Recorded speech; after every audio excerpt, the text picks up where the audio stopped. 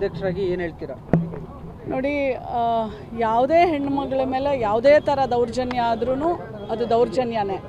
But ಈ ಒಂದು ವಿಚಾರವಾಗಿ ನಾನು ಹುಬ್ಳಿ ಧಾರವಾಡ ಪೊಲೀಸ್ ಇಲಾಖೆಯವ್ರ ಜೊತೆ ನಾನು ಮಾತಾಡಿದಾಗ ಅವ್ರು ಏನು ಹೇಳಿದ್ರು ಅಂತಂದರೆ, ಈ ಹೆಣ್ಣುಮಗಳ ಮೇಲೆ 307 ಸೆಕ್ಷನ್ದು ಒಂದು ಕೇಸ್ ಆಗಿರುತ್ತೆ. ಅದಕ್ಕೋಸ್ಕರ ಆ ಹೆಣ್ಣುಮಗಳನ್ನು ಅರೆಸ್ಟ್ ಮಾಡಲಿಕ್ಕೆ ಹೋಗ್ತಾರೆ. ಹೋದಾಗಲೂ ಅಷ್ಟೇ 6 ರಿಂದ 7 ಜನ ಮಹಿಳಾ ಪೇದಿಗಳೇ ಇರ್ತಾರೆ. ಅವಳು ಅಲ್ಲಿಂದನೇ ಗಲಾಟೆ ಮಾಡ್ತಿರ್ತಾಳೆ. ಆದರೂ ಅವಳನ್ನ ಕರ್ಕೊಂಡು ಪೊಲೀಸ್ ವ್ಯಾನಲ್ಲಿ ಕೂರಿಸ್ಕೊಂಡು ಕರ್ಕೊಂಬರ್ತಾರೆ. ಆ ಪೊಲೀಸ್ ವ್ಯಾನಲ್ಲಿ ತಾಯಿ ಮತ್ತು ತಮ್ಮ ಇಬ್ಬರು ಇರ್ತಾರೆ. ಸೊ ಆ ಹೆಣ್ಣು ಮಗಳೇ ತಾನೇ ಬಟ್ಟೆಗಳನ್ನು ತೆಗೆದು ಗಲಾಟೆ ಮಾಡೋಕ್ಕೆ ಶುರು ಮಾಡ್ತಾಳೆ. ಸೊ ಆಮೇಲೆ ಅವ್ರ ತಮ್ಮನೇ ಅದನ್ನು ವಿಡಿಯೋ ಮಾಡ್ಕೊಳ್ತಾನೆ. ಈ ವಿಡಿಯೋ ಅವ್ರ ತಮ್ಮನೇ ವೈರಲ್ ಮಾಡ್ತಾನೆ. ಮತ್ತು ಅಲ್ಲಿ ಹೆಣ್ಣುಮಕ್ಕಳು ಇದ್ದಾರೆ ಪೊಲೀಸವರು, ಮತ್ತು ಅವಳು ತುಂಬ ಗಲಾಟೆ ಮಾಡಬೇಕಾದ್ರೆ ಅಲ್ಲಿಂದ ಒಬ್ಬ ಪೊಲೀಸ್ ಸಿಬ್ಬಂದಿ ಏನು ಕರ್ಕೊಂಬರ್ಲಿಕ್ಕೆ ಹೋದಾಗ ಒಬ್ಬ ಪೊಲೀಸ್ ಸಿಬ್ಬಂದಿನೂ ಹೋಗಿರ್ತಾನೆ, ಒಬ್ಬ ಪುರುಷ ಸಿಬ್ಬಂದಿ. ಅವನು ಹೆಲ್ಪ್ ಮಾಡಲಿಕ್ಕೆ ಟ್ರೈ ಮಾಡ್ತಾನೆ. But it was not possible. ಅಲ್ಲಿ ಆ ವಿಡಿಯೋದಲ್ಲಿ ಕಾಣುತ್ತೆ ಅವ್ರಿಗೆ ಆಗೋದಿಲ್ಲ.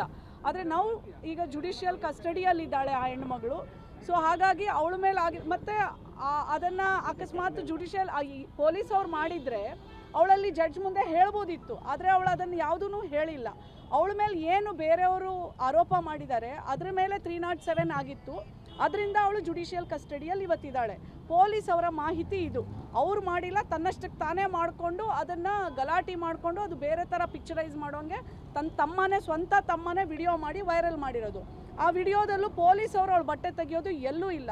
ಹಾಗಾಗಿ ಸತ್ಯ ಗೊತ್ತಿಲ್ಲದೆ ಪೊಲೀಸ್ ಅವ್ರ ಮೇಲೆ ಹೇಳೋದು ತಪ್ಪಾಗುತ್ತೆ.